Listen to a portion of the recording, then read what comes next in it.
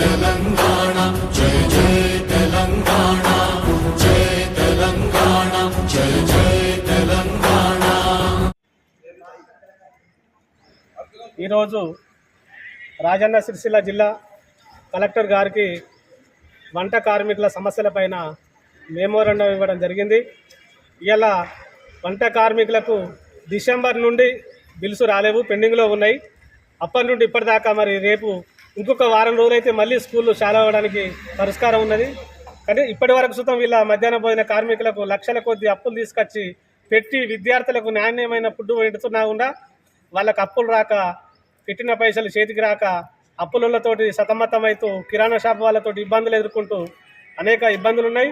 ఈ రాష్ట్ర ప్రభుత్వం వెంటనే ఇలా మధ్యాహ్న భోజన కార్మికులకు రావాల్సినటువంటి బకాయిలను, జీతాలు, డబ్బులు, కోడిగుడ్ల డబ్బులు వెంటనే చెల్లించాలని చెప్పి ఈ ప్రభుత్వాన్ని మేము కోరుతా ఉన్నాం. అదేవిధంగా ఇలా మధ్యాహ్న భోజన కార్మికులకు ఇలా పని గంటలు, పని భద్రత, ఉద్యోగ భద్రత, ఇలా ఏదైతే రేవంత్ రెడ్డి గవర్నమెంట్ ఎన్నికలలో 10,000 రూపాయలు ఇస్తా అని చెప్పి వాగ్దానం చేసిందో మధ్యాహ్న భోజన కార్మికులకు, ఆ మాట నిలబెట్టుకోవాలని చెప్పి ముఖ్యమంత్రి గారికి, గౌరవ ముఖ్యమంత్రి గారికి మేము విజ్ఞప్తి చేస్తూ ఉన్నాం. ఇలా మధ్యాహ్న భోజన కార్మికులకు ఇలా స్కూళ్ళల్లో రేపు వంట చేద్దామంటే నిత్యావసర సరుకులు లేవు, స్కూళ్ళల్లో ఇలా సరుకులు లేవు, అదేవిధంగా సదుపాయాలు లేవు స్కూళ్ళల్లో. రేపు ఒక వారం రోజులు అయితే స్కూళ్ళు చాలా పరిస్థితి ఉంది. ఇలా ప్రభుత్వం అమ్మ ఒడి అని చెప్తా ఉన్నది, అమ్మ ఒడి కార్యక్రమం అని చెప్తా ఉన్నది. మరి అమ్మ ఒడి కార్యక్రమం ఇదేనా? ఇలా పిల్లలకు నాణ్యమైన ఫుడ్ పెట్టాలంటే వాళ్ళకు కనీసం మెస్ ఛార్జీలు పెంచక కేంద్ర రాష్ట్ర ప్రభుత్వాలు 4 సంవత్సరాలు అవుతుంది.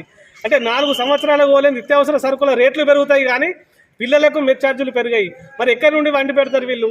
ఎక్కడి నుండి? ఇలా ప్రభుత్వాలు ఏం చెప్తా ఉన్నాయి? ఒక పక్క మేము నాణ్యమైన ఫుడ్ పెడతా ఉన్నాం, కోడిగుడ్లు పెడతా ఉన్నాం, అనేక రకాల పిల్లలకు ఇలా బీపీటీ బియ్యం పెడతా ఉన్నాం. బీపీటీ బియ్యం కాదు, అవి పురుగులు పడ్డ బియ్యం. ఒక్కొక్కసారి బియ్యం చూస్తే ముక్కిపోయిన బియ్యం సుతం ఇలా వండి పెడతా ఉన్నారు. ఆ బియ్యం వండాలంటే చాలా ఇబ్బందులు అవుతున్నాయి. అదేవిధంగా ఇలా ప్రభుత్వం, ఇక రేవంత్ రెడ్డి కాంగ్రెస్ ప్రభుత్వమైన ఇలా నిత్యావసర సరుకులు ఇచ్చి వాళ్ళకు నెలకు 10,000 రూపాయలు వేతనం ఇవ్వాలని చెప్పి మేము ప్రభుత్వాన్ని డిమాండ్ చేస్తూ ఉన్నాం.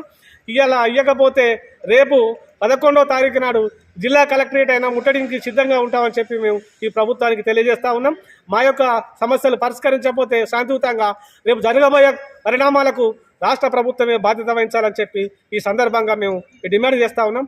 రాజన్న సిరిసిల్ల కలెక్టర్ గారికి ఇలా ఈరోజు మధ్యాహ్న భోజన కార్మికుల సమస్యలపైన, పెండింగ్ బిల్లులపైన మెమోరాండం ఇవ్వడం జరిగింది. మేము 11వ తారీఖు డెడ్ లైన్ పెట్టినాం.